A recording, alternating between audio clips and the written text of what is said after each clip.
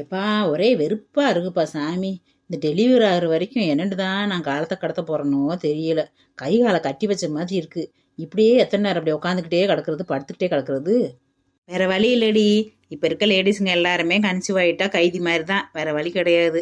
உட்காந்த இடத்த விட்டு எந்திரிக்க கூடாது, அப்படியே அமைதியா பெட் ரெஸ்ட் தான் எடுக்க சொல்றாங்க. இப்ப எல்லாருக்கும் இந்த நிலைமை தான். சாதாரணமா மாசமானாலும் அப்படித்தான், ஐயோ ஐவிஎஃப்னு போனாலும் அப்படித்தான், வேற வழி கிடையாது. லேடிஸ் தலையெழுத்து இப்படிதான் கடவுள் எழுதி வச்சிட்டாரு. என்ன அழுதையோ தெரியலப்போ.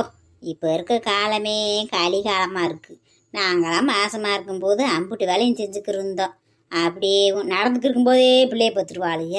அப்படி இருந்தோம். இப்போ தானே இந்த மாதிரி ஆகிப்போச்சு. இப்போ வர சாப்பாடுக மருந்து கலந்து பூரா வர்றதாண்டி காரணம் சாமி. இப்போ இருக்க சாப்பாடு சாப்பிட்டு தான் பிள்ளைகளுக்கு பூரா இந்த மாதிரி ஆகிப்போச்சு. குழந்தை பிறக்கிறது பிள்ளையும் கம்ப பிடிச்ச மாதிரி ஆகிப்போச்சு. அதே மரமாலே அத்தை கட்ட சொன்னேன் பாரு, இந்த வார்டு கரெக்டா கூட்டு வந்தீங்க பாரு. இந்த பாந்து கால பாருங்க, 2 பேரும் உட்காந்துருக்காளுகள். இதுல எது பரமும் தெரியலையா? வாங்க வாங்க வாங்க சம்மந்தியே, வாடியே லட்சு வாங்க. வரம் சம்பந்தி பாட்டியே, எப்படி இருக்கீங்க? நல்லா இருக்கீங்களா? பார்த்து ரொம்ப நாள் ஆயிப்போச்சு. என்னம்மா பரம எப்படி இருக்கு? உடம்புக்கு எப்படி இருக்கு? இந்த மாதிரி உடம்பு சரியில்லைன்னு சொன்னாங்க. அதே அடிச்சு பிடிச்சி மட்டும் பழத்தை வாங்கிட்டு பார்த்துட்டு போலாம்னு வந்தோம். நீ நல்ல இல்லை, எனக்கு எப்படிலாம் ஜோராக்கி நல்லா கவனிச்சேனியே. உனக்கு உடம்புக்கு முடியலன்னு எனக்கு ரொம்ப சங்கடமா போச்சுமா. நல்லா இருக்கும்மா, இப்ப பரவாயில்லம்மா உடம்புக்கு. நீங்க நல்லா இருக்கீங்கல்ல? என்ன அண்ணி எப்படி இருக்கீங்க? நல்லா இருக்கேன். நீ எப்படி இருக்க? நல்லா இருக்கீல? இன்ன வரைக்கும் நல்லாத்தே இருந்தா, இதுக்கப்புறம் நீங்க வந்துட்டீங்கல்ல, இதுக்கப்புறம் எப்படியோ. என்னம்மா சின்ன பொண்ணு என்னமோ சொன்ன மாதிரி இருந்துச்சு? ஒண்ணும் இல்லைங்க மதினியோ, சும்மா அதையும் சொல்லிக்கிருந்தேன். மதினி நீங்க வந்துட்டீங்க, இதுக்கப்புறம் நல்லா இருப்போம்ல. ஏன் நல்லா நம்ம என்ன செய்ய போறோம் நீங்க வந்ததுக்கு பிறகு? அப்புறம் என்ன சொன்னாங்க டாக்டர்? என்ன எத்தனை நாள் சொல்லியிருக்காங்க வீட்டுக்கு என்னைக்கு போறது? அது தெரியலங்க சம்மந்தியம்மா. இந்த ஸ்கேன் எடுக்கணும்னு இருக்காங்க டாக்டரு. ஸ்கேன் எடுத்து பார்த்துட்டு தான் சொல்லுவாங்களாம் என்ன ஏதுண்டு. அது வரைக்கும் ஒன்றும் தெரியாது. அது 2-3 நாள் ஆகணும் ஸ்கேன் எடுக்கண்டாக. இன்னைக்கு எடுப்பாங்க, நாளைக்கு எடுப்பாங்கன்னு நினைக்கிறேன். அப்படியா? அதெல்லாம் ஒண்ணும் இருக்காது, நீ ஒன்னும் பயப்படாதம்மா. பரமே ஓ நல்ல மனசுக்கு நல்லபடியாத்தே இருக்கும் எல்லாமே.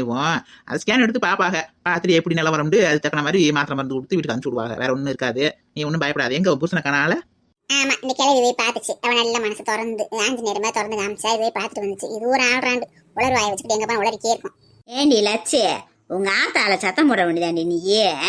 இவ்வளோ கொண்டுக்கு வந்து ஆஸ்பத்திரியில் அட்மிட் பண்ணி 2 நாள் ஆகிப்போச்சு. இன்னும் வந்து உங்கள் ஆத்தா என்ன ஏதுன்னு பார்க்கலடி. அவ்வளோ ஒரு பொம்பளையாடி அவ.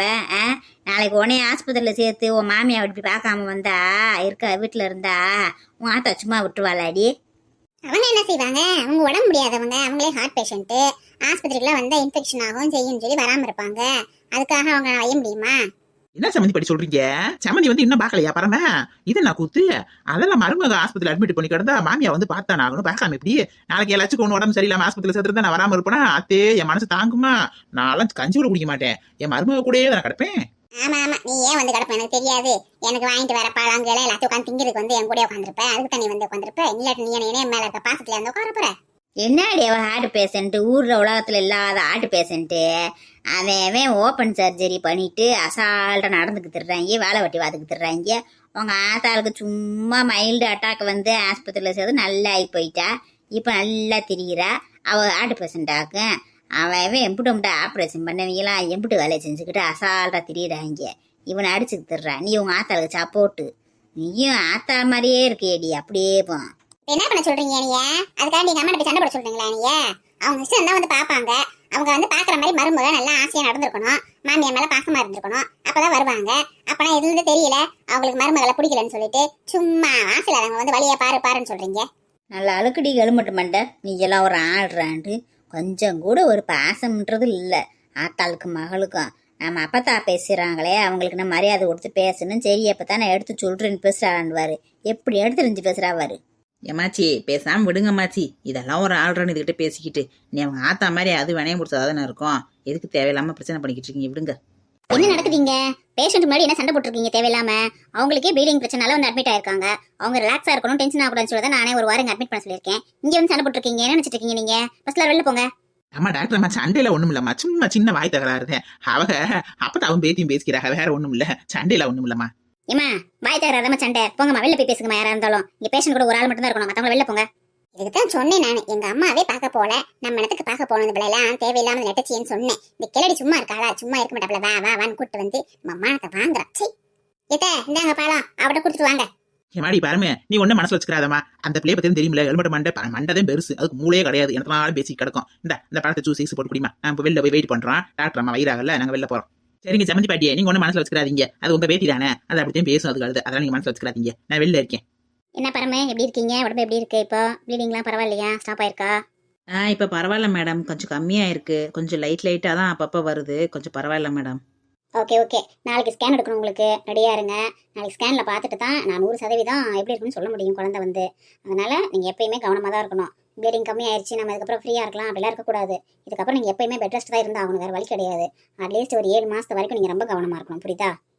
சரிங்க மேடம், நீங்கள் சொல்கிற மாதிரியே இருக்கேன் மேடம்.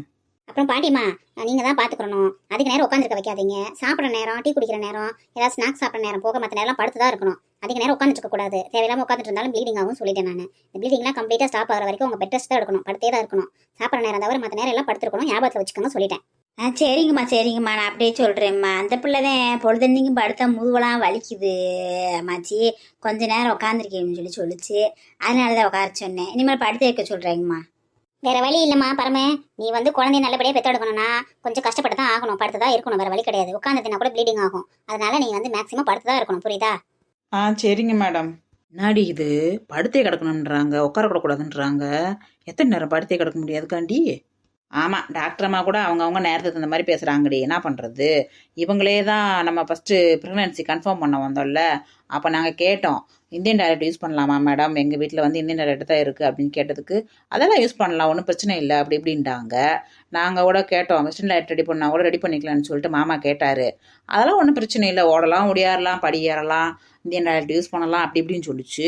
இப்போ ப்ளீடிங் வந்தோன்னே இதே டாக்டர் அம்மா தான் இருந்துச்சு, உட்காரக்கூடாது, படுத்து கிடக்கணுன்றது நினச்சி பேசுகிறாங்க. நமக்கு என்ன தெரியும்? டாக்டர் அம்மா அவங்களே அப்படி பேசுகிறாங்க, இப்படியும் பேசுகிறாங்க. ஆமாண்டி, இவங்க ஃபஸ்ட்டே சொல்ல வேண்டியதானே, இந்த மாதிரிலாம் ரொம்ப கவனமாக இருக்கணுமா அப்படின்னு சொல்லியிருந்தா ஆரம்பத்திலே மாமா வெஸ்டர்ன் டாய்லெட் கூட ரெடி பண்ணியிருப்பார்ல வீட்டில். ஒரு வேளை நீ இந்தியன் டாய்லெட்லாம் யூஸ் பண்ணதுனால கூட இந்த மாதிரி ப்ளீடிங் வந்திருக்கலாம்ல. அத்தாடி, என்ன செய்யறனே தெரிலடி சாமி, எப்படா குழந்தை டெலிவரி ஆகுன்னு இருக்கு எனக்கு. சரி அக்காவும் தங்கச்சியா டாக்டரை பிடிச்சிக்கு வையாம படுத்துக்க, நீ உட்காந்துக்கே இருக்காத.